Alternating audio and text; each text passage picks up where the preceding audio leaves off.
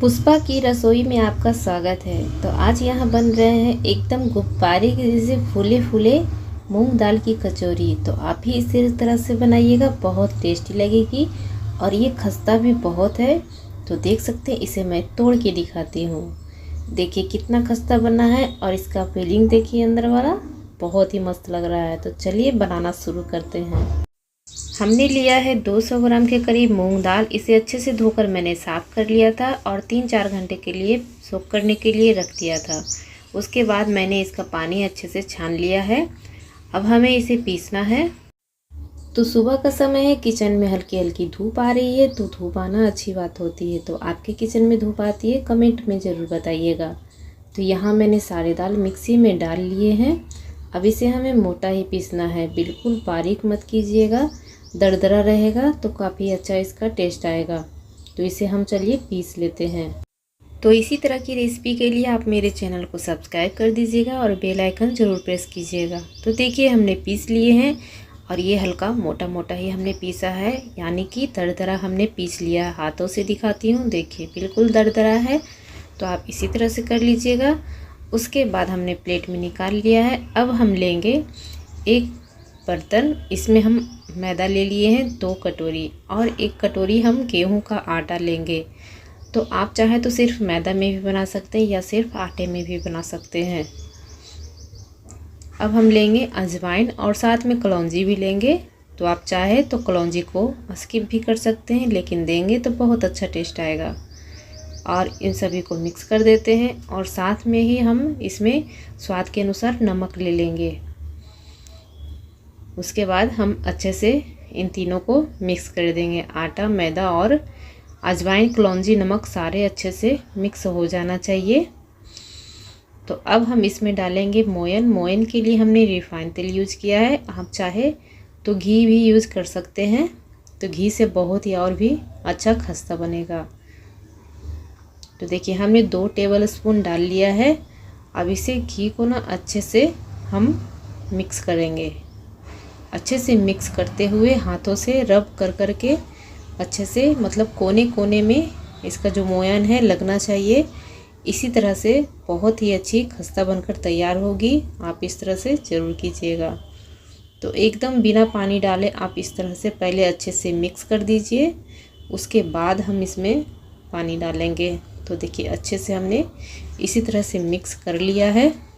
ये आपके लिए बहुत ही अच्छी टिप्स है, इस तरह से ज़रूर कीजिए। और हाथों में इस तरह से बांध के देखिए, बंध रहा है तो समझिए मोयन परफेक्ट डाला हुआ है।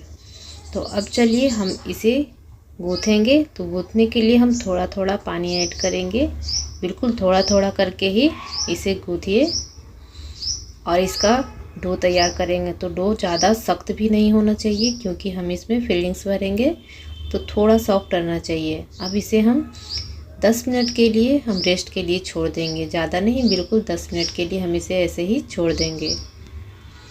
तो उसके बाद हम इसका मसाला जब तक तैयार कर लेते हैं। हमने तेल गरम करके इसमें जीरा ले लिया है और जीरा जैसे ही ब्राउन हो जाए हम थोड़ी सी हल्दी पाउडर आधी छोटी चम्मच मसाले वाली चम्मच से डाल लेंगे। उसके बाद 3 चम्मच हम बेसन डाल लेंगे। बेसन को अच्छे से धीमी आंच पर पकाएंगे जब तक कि इसका कलर अच्छे से चेंज ना हो जाए, इसका कच्चापन ना निकल जाए। तो हमें इसी तरह से चलाते हुए अच्छे से इसे पकाना है। कच्चापन नहीं जाएगा तो अच्छा टेस्ट नहीं आएगा। तो इसका कच्चापन अच्छे से निकाल लीजिए। ये देखिए। तो अब हम इसमें हम दाल जो पीसी हुई है वो डाल देंगे और इसे अच्छे से मिक्स करेंगे। आप चाहे तो इसमें खूब सारे मसाले भी डाल सकते हैं, जैसे धनिया पाउडर, मिर्च पाउडर और भी बहुत सारे मसाले होते हैं, गरम मसाला, सारे इसमें डाल सकते हैं। लेकिन मैंने यहाँ नहीं डाला है, बिना मसाले के मैंने बनाया है। ज़्यादा मसाले हम नहीं ऐड करेंगे।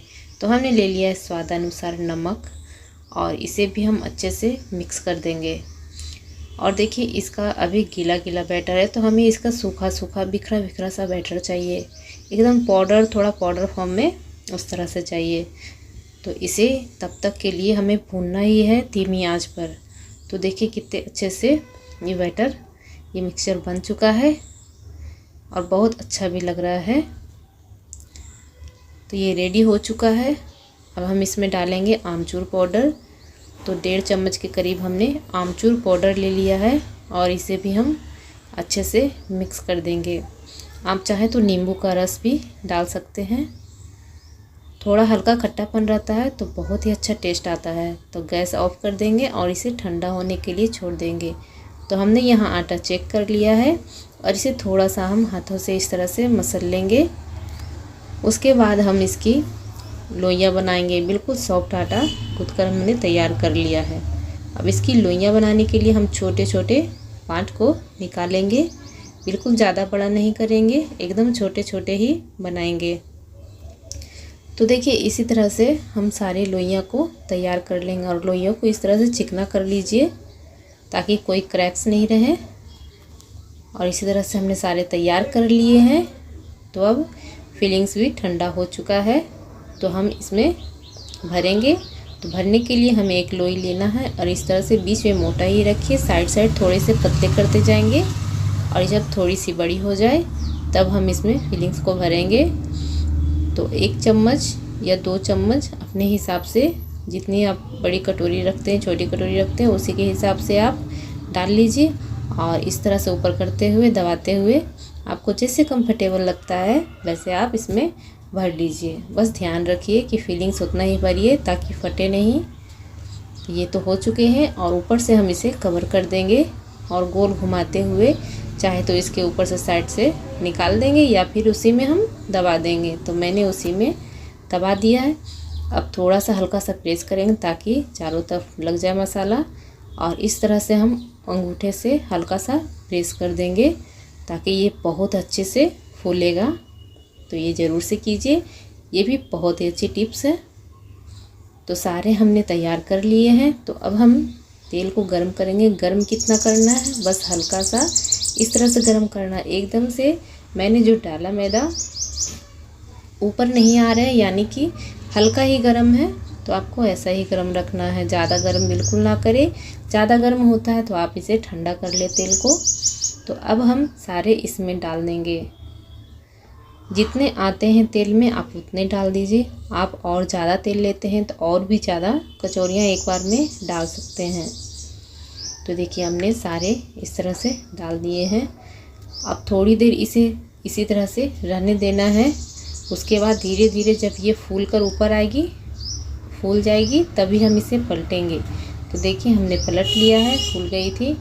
और इसी तरह से दोनों तरफ से जब हम पलट लेंगे तब हमें आंच को थोड़ी सी तेज़ करना है, यानी कि पूरा मीडियम भी नहीं करना है, मीडियम से थोड़ा सा कम रखना है। लेकिन देखिए इस तरह से कर लेना है और ये देखिए दोनों तरफ से अच्छे से ब्राउन होने तक, हल्का ब्राउन होने तक हमें इसे पकाना है ताकि ये अच्छे से पककर तैयार हो जाए। तो देखिए ये लगभग हो चुका है। तो अब हम इसे निकाल लेंगे। देखिए कितना सुंदर लग रहा है, गुब्बारे की तरह फूली फूली लग रही है ना। तो आप भी इसे इसी तरह से बनाइए, बहुत ही टेस्टी लगेगी और बहुत ही ये खस्ता है।